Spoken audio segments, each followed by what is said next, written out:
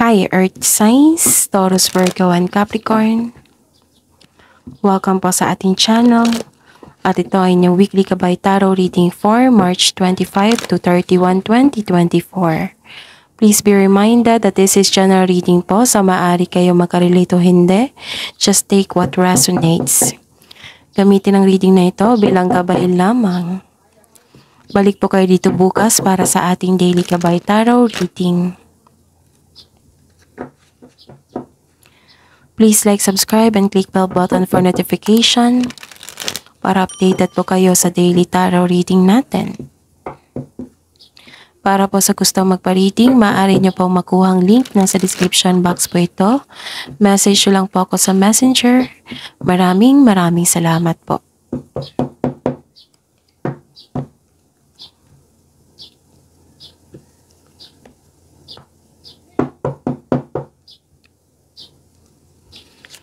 Spirits Guide, ano po ang mga ganap para po kay Taurus, Virgo, and Capricorn ngayong March 25 to 31, 2024.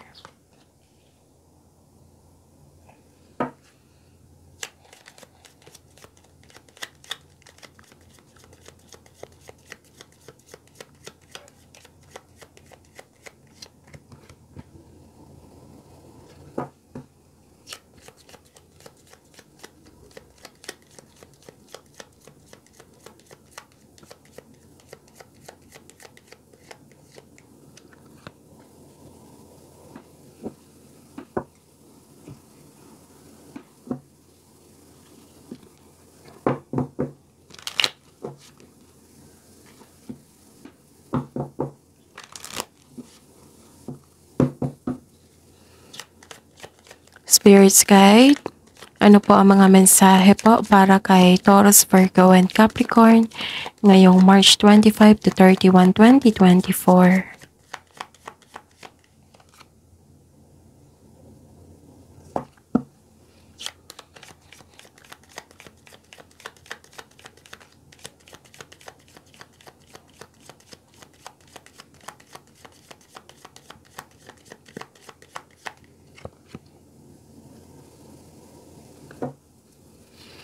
Okay.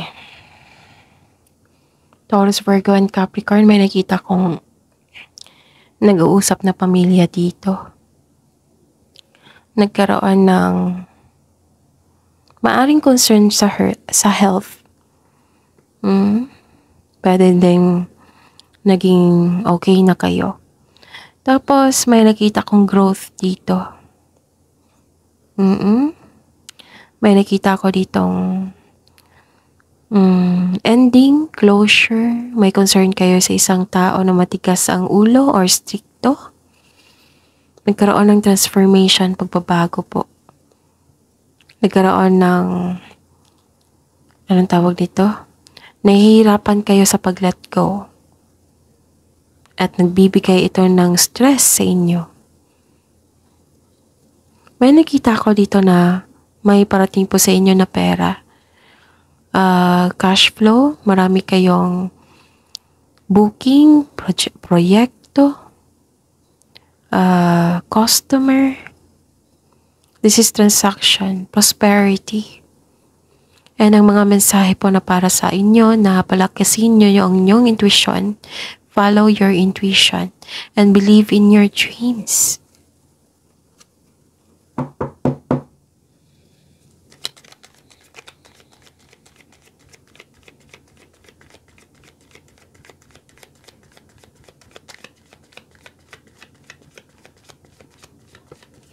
Energy po ni Taurus, Virgo, and Capricorn ngayong March 25 to 31, 2024.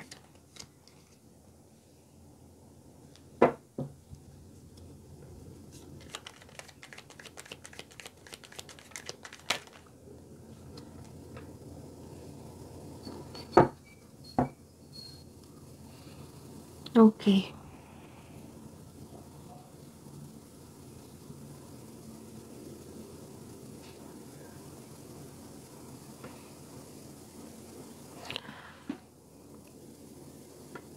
May nakita ko dito na may iniisip kayo sa past nyo. Parang bang mas better pa yung past kaysa present. May unhealthy attachment po kayo sa nakaraan. Nahihirapan kayo sa pag-move on. So this is the clarification of your card here. Pwede rin na may unexpected visitor kayo or may nag-message sa inyo na maaring bigla mong naalala ang nakaraan. The advice is let the memories rest. Learn from the past, move on. Try something new sa present para may expectation po tayo na better outcome sa ating future. Baka kasi sa kaka-look back mo niyan, paano na kaya yung future natin? Diba? And may nakita ko dito na maaring ikaw ito or yung concern mo na tao kasi may tao dito na nanloko, na nagbabago na enlighten na realize na niya, siguro po guilty. And some of you, hindi nyo kayang mag-isa o akuhin lahat ang responsibilidad.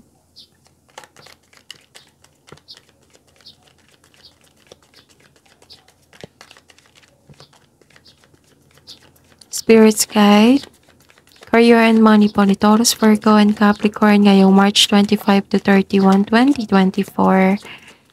For this week po. Okay. Nahihirapan ka dito, nasaktan ka, disappointed ka. Pero you are willing to move on.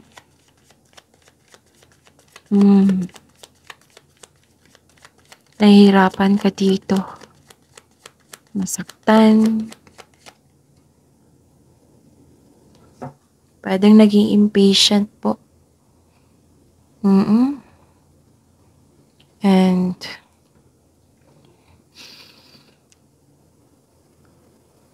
maaring ilan sa inyo nawala ng trabaho or nalampasan ng opportunity na makapagbago sana sa inyong buhay. Madalas itong nangyari na dahil sa hindi pag-ingat sa kaperahan, hindi pag-ingat sa paggasta o pag-iingat sa tao, or walang plano. This card asks you to believe in yourself, think positive na makabangon ka ulit, and have faith ng divine can lift you out of any period of loss. Kailangan nyo magtiwala sa inyong sarili. Magtiwala sa kung anong ang darating. Kahit na hindi ka komportable sa sandaling ito, makakuha mo ang kailangan mo. Focus lang po kayo sa mind healing instead of suffering. Okay? Naging impatient ka dito eh. Sa isang sitwasyon o sa isang bagay, nagdesisyon ka ng hindi masyadong pinag-isipan kung karapat-dapat pa. Marahil nagkaroon ng delay sa hinantay mo. The universe is trying to show you something. Baka may na-miss kayong opportunity. Baka kailangan yung may ma-realize kayo. Kung may delay, kailangan yung maghintay, intindihin. Kailangan ng mahabang pasensya po.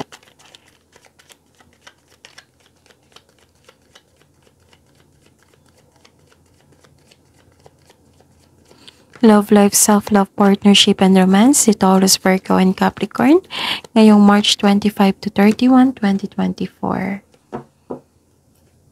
You're letting go. Naghahanap ka ng solusyon. Parang may lumipat dito ng bahay, relocation, may nagbiyahe, naghahanap ng solusyon.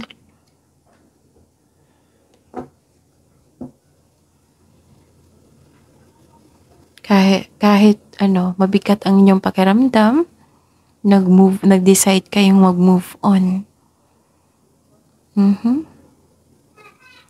Nag-decide kayong mag-move on. Gusto niyong magkaroon ng healing. Nag-decide ka lang mag-move on mula sa mapanakit na pangyayari. Sa mga may relasyon, posible itong pagpasya kung mag-live-in or maglipat bahay kayo para magbuo ng pamilya. Sa mga buhay mag-asawa dito, maaaring nagpaplano or may ganap na paglilipat po dito or biyahe. Nagkaroon ng hard work dito, productivity. You're making yourself busy. Nag-spend time ka rin sa mga tao na inspirasyon mo sa buhay. Kasi sila yung ang dahilan na ma-motivate po kayo. May sinasabi rin dito na magkakatagpo ka ng kapareha through friends connection. Para sa mga marelasyon, sa buhay mag-asawa, this card tells you na mas mag-grow ang inyong relasyon. At may nakita kong travel dito o pag-decorate sa bahay. Increase your confidence. Kailangan mong labanan ang takot na nararamdaman mo ngayon, and this will lead you to grow and expand. Okay?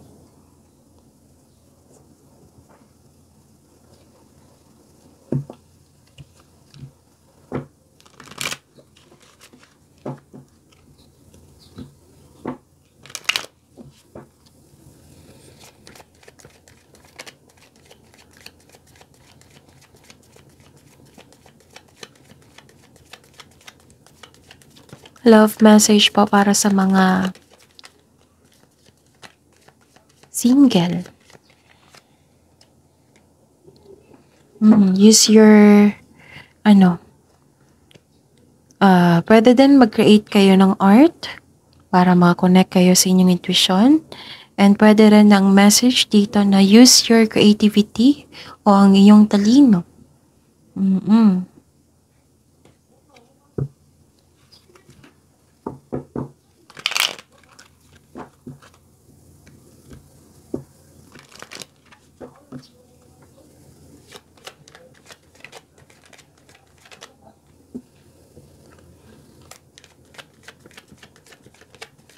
Love message po para sa buhay mag-asawa at sa mga may relasyon.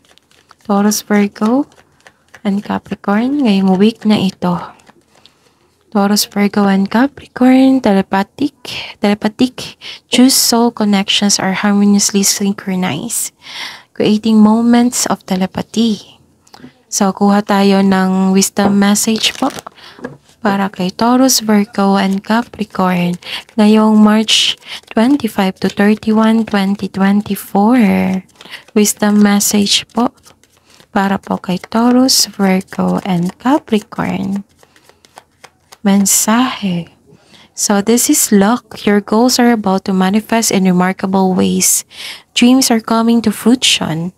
Stop and enjoy this moment. It is important to let things flow at their natural pace. Rest assured that in due course of this time, your wishes will come true. Wow! So magkakaroon ng harvest. Magkakaroon ng harvest. Ito na yung resulta sa inyong sipag at tsaka. I-enjoy mo lang po yung moment nyo ngayon. Kasi nakikita ko dito na nag-grant ang inyong manifestation or your wishes. Oo. Na nabigyan ng katuparan. Okay. So, ang advice is, it's time to release negativity. Baka kasi may naisip kayong negativity ngayon. So, attract positivity. Okay? Positive affirmation. So, ngayon, it's time to release negativity. Spirits, guides, angels, archangels, guardian angels, mensahe nyo po para kay Taurus, Virgo, and Capricorn ngayong March 25 to 31, 2024. And sabi po dito na mensahe po para kay Archangel Jermiel. Take inventory of your life and resolve to change or heal anything that is balanced. So, kailangan ng pagbalansa dito. That is your reading po, Taurus, Virgo, and Capricorn for this week, March 25 to 31, 2024. Please like, subscribe, and click bell button for notification para updated po kayo sa daily tarot reading natin. Maraming salamat po.